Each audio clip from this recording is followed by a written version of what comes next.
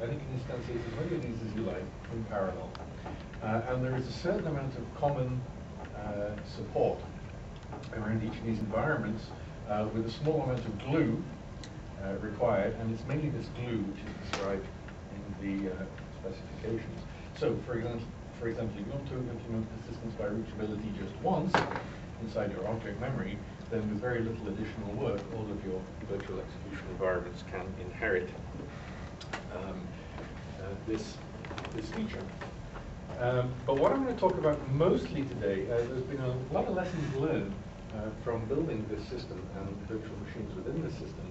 But what I want to talk about today is this thing which interests me in particular, which is the virtual processor.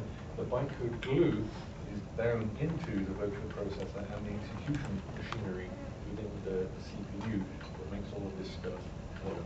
And there's it's not obvious here, but there is a very close link between this and the implementation of the primitives above. And we've used this, by the way, for driving much more than just posters. So I'm going to make some contentious statements because I only have 23 minutes remaining without justification. And the most important is that it's much easier to implement a very highly dynamic system if you are starting with an implementation language that is itself highly dynamic. If you can export, if you like, from your implementation layer most of the functionality you need in the system you are trying to implement, then you find your implementation becomes very small and very painless. And there are a couple of very obscure, well, maybe not that obscure, but extremely important influences behind the design I came up with in the end for this virtualization level over the hardware, which is used for the execution engine and for the primitives. The first was BBC Basic. Hands up anybody who's ever used BBC Basic on an Acorn computer. Excellent. Now, what's amazing about this, other than once is enough. Once is enough to get the idea. What's amazing, other than it fits in a 16K ROM, is that it includes a full 6502 assembler. And to generate assembly code, what you did was you wrote a basic program, opened a square bracket, and then wrote some assembly code. You put that inside a for next loop. Okay, pass 0 did the first thing, and pass 2 or whatever resolved the labels. So you ran a program to generate a program. Now that is a key influence here. And of course, this has all been modernized now, it works in C, C++, etc. The second influence was ANDEF, which has already been mentioned today. And unlike the previous speaker, I actually did work on ANDEF. I wrote the producer for Dylan in ANDEF.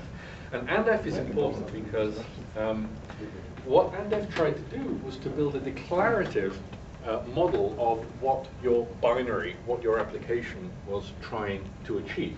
And then, so your compiler was called a producer. It made some ANDEF, which is this structured thing you can reason about. It had mathematical properties. And then there was an instantiator, which took this structured representation and then turned it into native code that you could then run on the machine.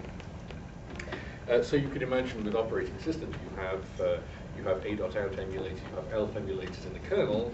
The ideal would, of course, just to have a kernel ANDEF emulator as part of its supported native formats, and you could just feed it one of these things, and it would execute like that. So these are the two main influences, and I could talk half an hour about each of those. But again, I'm going to make, because I have now 21 minutes left, I'm going to make a very quick leap to just explain what I think is wrong with a lot of languages we are using these days to implement virtual machines. And you have to take this in conjunction with what I said earlier, the contentious statement about exporting dynamic functionality to make dynamic functionality. There is actually a series of 5 slides leading up to this one, which are no longer there. But very quickly, the stuff in green is malleable. The programmer has some degree of control over it. And this is usually the source code that the programmer feeds into the compiler, which in turn gives some amount of control over the application that is being generated. So this application could be a virtual machine or anything in the hierarchy from end users to system implementers. But what's important here are the things that are in red, which are completely rigid and usually imposed from the outside. And the things in yellow here, which maybe you can't read very well, is user-defined primitives, which some dynamic languages let you write in a limited dynamically to the running system. So the two black boxes are the language and the environment. And these are usually designed by committee, and most programmers don't ever get to meet these committees or jump up and down waving their arms screaming, my favorite feature's not in. And what this rigidity does for you, it stifles the creativity and expressivity you have when attacking a particular problem and trying to design your ideal solution. You have no freedom to modify the syntax that has been imposed upon you, so building little mini languages, domain-specific languages for doing a particular solution is not an option from the beginning.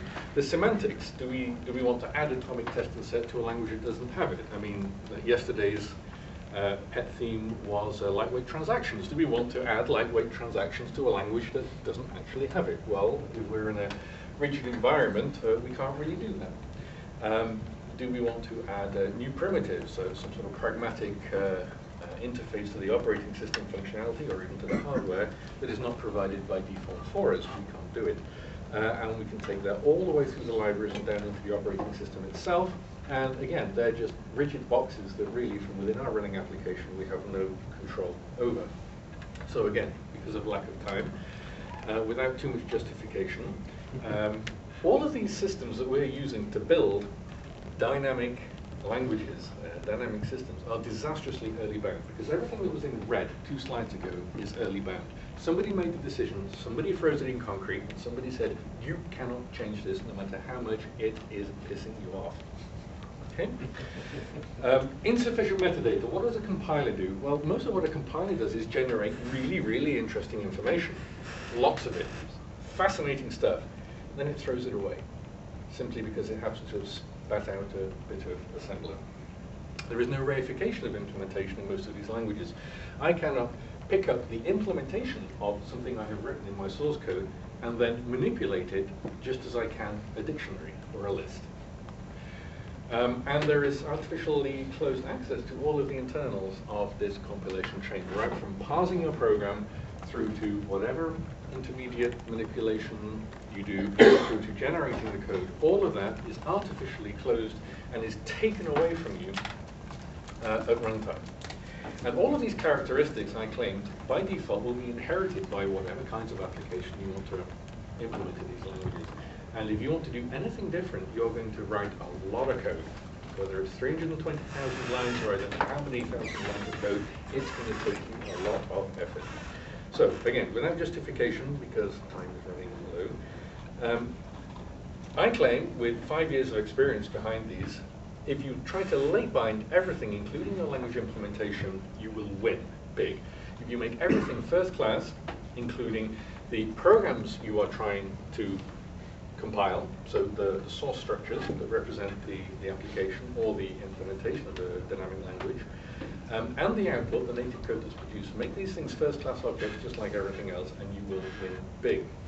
And leave the entire compilation chain open by default, easy to close off, and simple to reuse, and you will win big. So somebody said a couple of, in fact it was yesterday sometime, somebody said we need to revisit a whole bunch of things. In fact, I think it was Bob. And one of the things, was it not Lisp you said we need to revisit? There's a very important thing in Lisp, which is that data are programs and programs are data, and you can't tell the difference between them except maybe you run some data and it says, oops, error.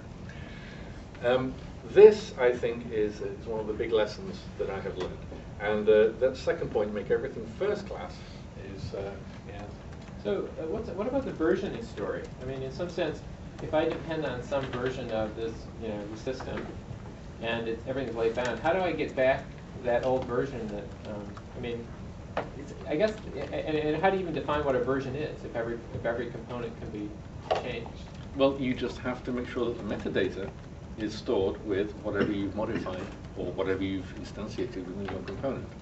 And you're completely free to store whatever metadata you like. But the system itself is going to change over time. So how do I get back to an old state? Persistent state, I don't know, that's up to you to invent. All I'm really interested in is the lowest level of functionality that allows you to modify anything that you want and gives you the freedom to invent any kind of metadata you want to store. How you use that is your problem. And it's a big problem, I agree. And I don't think the versioning problem really has been cured in any system. So you said about proof that this is a big win. Yeah.